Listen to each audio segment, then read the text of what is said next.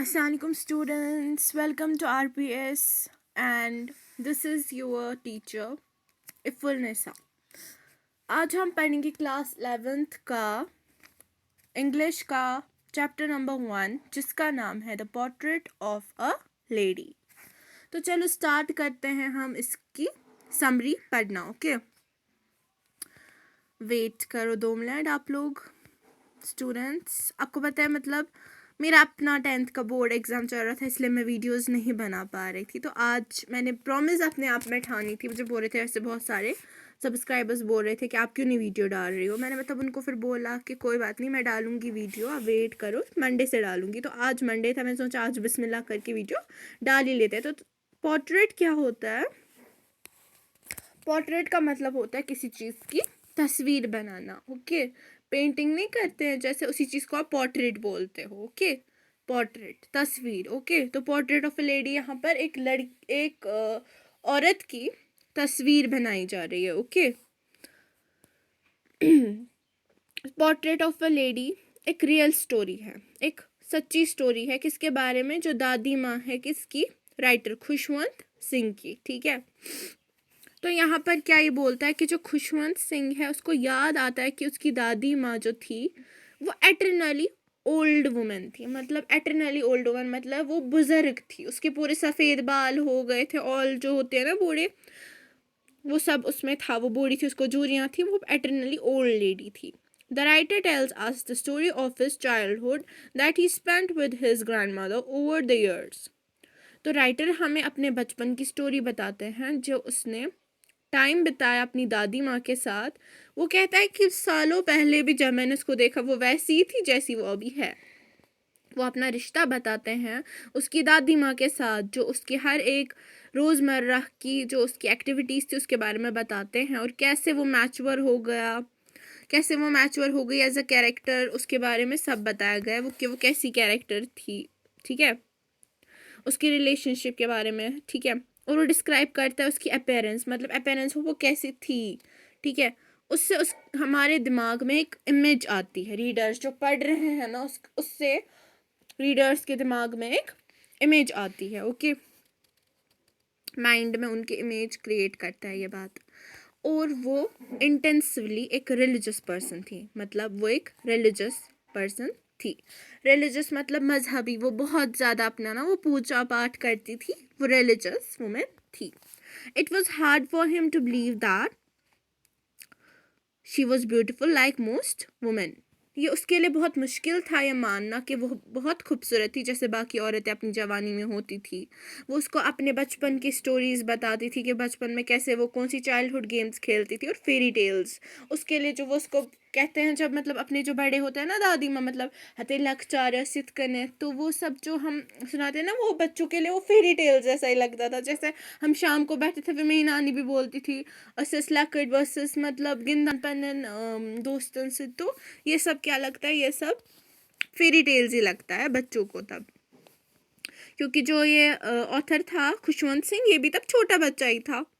अब summary start होती है। ये तो अब तक इंट्रोडक्शन थी कि चैप्टर कैसा होगा, तो इसमें चैप्टर में क्या है वो इंट्रोडक्शन थी। अब समरी अब स्टार्ट होती है। In the portrait of a lady, Khushwant Singh sketches a pen picture of his grandmother. ये जो चैप्टर है portrait of a lady, Khushwant Singh जो है वो अपनी दादी माँ की पेन पिक्चर को स्केच करते हैं। पेन पिक्चर क्या होता है? जो मेन कैरेक्टर होता है वो पेन कैरेक्टर होता है। ठीक है, वो उसको स्केच करते हैं, बताते हैं उसकी हालात ज़िंदगी, स्केच हुआ किसी चीज़ के बारे में, स्टोरी लिखना, इसका कैरेक्टर, ये कैसा इंसान था, ये क्या क्या करता था, इसके बारे में किससे इसके लिखना, तो उसको स्केच बोलते हैं। He talks about how their relationship changed after moving to the city. ये बोलता है कैसे उनका रिश्ता बदल गया जब वो सिटी चला गया, शहर जब वो गया पढ़ने के लिए। Finally he mentions her burial which is moving scene. फिर वो लास्ट में बोलता है कैसे उसको मतलब मर गई, कैसे वो गुजर गई, तो इस सब को ब्यूरियल बोलते हैं, दफनाना ना, उसको ब्यूरियल बोलते हैं। ओके, अब है grand mother was a very old women. ठीक है, इसकी दादी माँ बहुत ही बूढ़ी औरत थी। And she had wrinkled face. आपको दिमाग में अब इमेजरी होती होगी ना क्रिएट, आपको इमेजिन हो रहा होगा कि वो बूढ़ी औरत थी, उसके चेहरे पे बहुत सारी झुर्रियाँ थी, वो ओवरवेट थी, मतलब हद से ज़्यादा उसका वेट था, मोटी बहुत थी, वो शॉर्ट थी, छोटे कद की थी, और बेंट थी, बेंट मीन्स झुका हुआ, जैसे बूढ़ी औरतें होती हैं ना झुकी हुई, वैसी ही थी। आपको थोड़ा बहुत दिमाग में आ रहा होगा, आप सिर पे दुपट्टा रखकर साड़ी लगाकर, वैसे ही। शी वॉकड अराउंड, अब अराउंड द हाउस मतलब वो जो है वो जाती थी अपने मकान से with a rosary in her hand. Rosary का मतलब होता है जो बूढ़ी औरतें हाथ में नहीं वो डंडा पकड़ कर चलती हैं, उसको रोजरी बोला जाता है। Okay students, she was always dressed in a white, वो हमेशा वाइट कलर के कपड़े पहनती थी, ठीक है। हर lips were always moving in prayer, मतलब उसके जो लिप्स थे हमेशा प्रेयर पढ़ रही होती थी आंखें बंद करके, वो जो हिंदुओं का पाठ नहीं होता है वो ओम नमः शिवाय, खबर क्या, अंदर से ओम नमः शिवाय, जैसे हम अंदर से पढ़ते हैं ला इलाहा इल्लल्लाह, वैसे ही वो दिल में पढ़ती थी। She would wake the author up and make him ready for school, वो ऑथर को उठाती थी मतलब खुशवंत सिंह को, और उसको स्कूल के लिए तैयार करती थी। उसका स्कूल जो था वो टेम्पल के साथ ही, मंदिर के साथ ही उसका स्कूल अटैच्ड था। Okay, while the children learn the alphabet she set inside and read the Holi text, जब तक बच्चे पढ़ते थे ना अल्फ़ाबेट, मतलब वही वो हिंदू के वो पाठ वाठ पढ़ते थे, वो होली स्कूल था, मतलब रिलीजियस स्कूल। वहाँ पर मतलब जैसे जैसे मुसलमानों के लिए होता है ना दरगाह, इस्लामिक स्कूल जहाँ पर इस्लामिक स्टडीज़ होती है, वैसे वहाँ पर भी होली स्कूल था। उनको वहाँ पे हिंदू का ही वो राम जी वाम जी के बारे में, महाभारत रामायण वही सब पढ़ाते थे। तो जब तक बच्चे पढ़ते थे होली टेक्स्ट, तब तक वो क्या करती थी, वो तब तक अंदर से अपने मंत्र पढ़ती थी, ठीक है। उसके बाद फिर वो स्कूल से वापस आते थे, जब तक वो पढ़ रहा होता था वो भी उसके पास बैठती थी स्कूल में ना। फिर उसके बाद जब वो लोग वापस आते थे स्कूल से इकट्ठे वो वापस आते थे, तो वो क्या करती थी, वो विलेज के कुत्तों को ब्रेड डालती थी, वो उनको मतलब रोटी देती थी, बोलती थी खाओ। कुछ टाइम के बाद क्या हुआ, वो लोग शहर गए। कहाँ गए, शहर गए। जो ऑथर था खुशवंत सिंह, वो अब जो था वो अब इंग्लिश स्कूल में था, ठीक है। ग्रैंड मदर जो थी वो उसको असिस्ट नहीं कर पाई, वो उसने उसको असिस्ट नहीं कर पाई उसके लेसन्स के साथ, क्योंकि वो सेटिस्फाइड नहीं थी उसने क्या पढ़ा। वो क्या था, जो वो उसका नया स्कूल था, उसको बोला तुम क्या वहाँ पे पढ़ते हो, जब इंग्लिश स्कूल में जो हम आए हो ना वहाँ पे क्या बोलता है, उसको बोलता है वहाँ पे हमें म्यूज़िक सिखाते हैं। तो वो क्या बोलती, वो मानता था कि वो उसकी दादी मानती थी कि जो म्यूज़िक है वो एक बहुत बड़ा गुनाह है, वो सिन है। ओके, वो सिन है, वो अच्छी चीज़ नहीं मानी जाती थी, उसको अच्छी चीज़ नहीं मानी जाती थी, उसको रिलीजियस थिंग नहीं मानती थी, ठीक है। वो उससे सेटिस्फाइड नहीं थी, तो ग्रैंड मदर को ये सब पसंद नहीं था।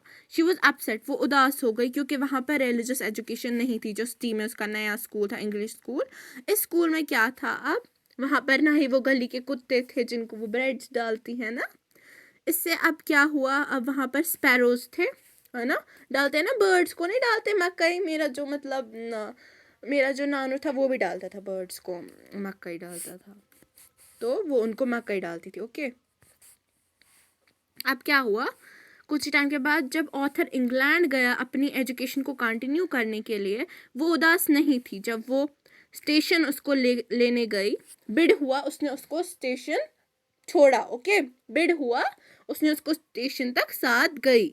Okay, she went to the station to bid him farewell.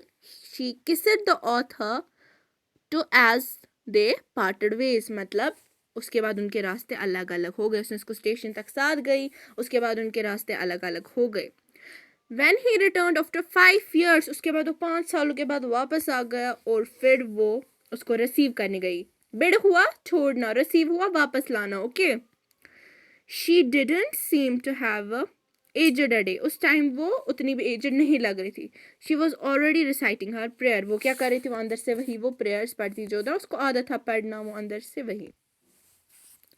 अब क्या है, वो उस दिन उसने प्रे नहीं किया उस रात को, ठीक है।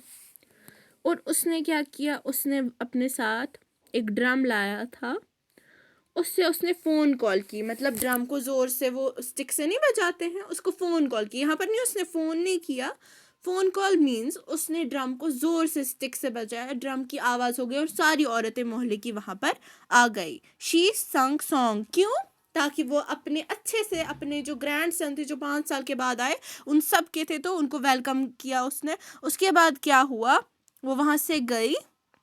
उसके बाद फिर जब वो रात को सो गई बेड में, तो उधरी पे वो पास अवे हो गई। लेकिन देखिए कितनी अच्छी उसकी डेथ नसीब उसको हो गई कि उसने सोते वक्त क्या किया, उसने क्या किया, उसने सोते वक्त भी वो रिसाइट उसने प्रेयर की जो अंदर से वो हमेशा आंखें बंद करके करती थी, और उधरी पे वो उसका सोल उसकी बॉडी से निकल गया, उधरी पे वो गुजर गई। और जो उसके बाद क्या हुआ, फिर वो जो स्पैरोज थी जिनको प्यार करती थी, उसके बाद उनको जब प्यार से उनको जब एक बार ऑथर ने ब्रेड दी, तो उनने नहीं माना खाना, उनने उनको इग्नोर किया। ब्रेड क्रम्स तो थे, उन्होंने उनको इग्नोर किया। क्यों? क्योंकि उनको याद आती थी उस दादी की। तो ये स्टोरी थी। Thank you so much. Please इसको लाइक करना, शेयर करना, सब्सक्राइब करना और कमेंट करना, एंड प्लीज़ सपोर्ट करना।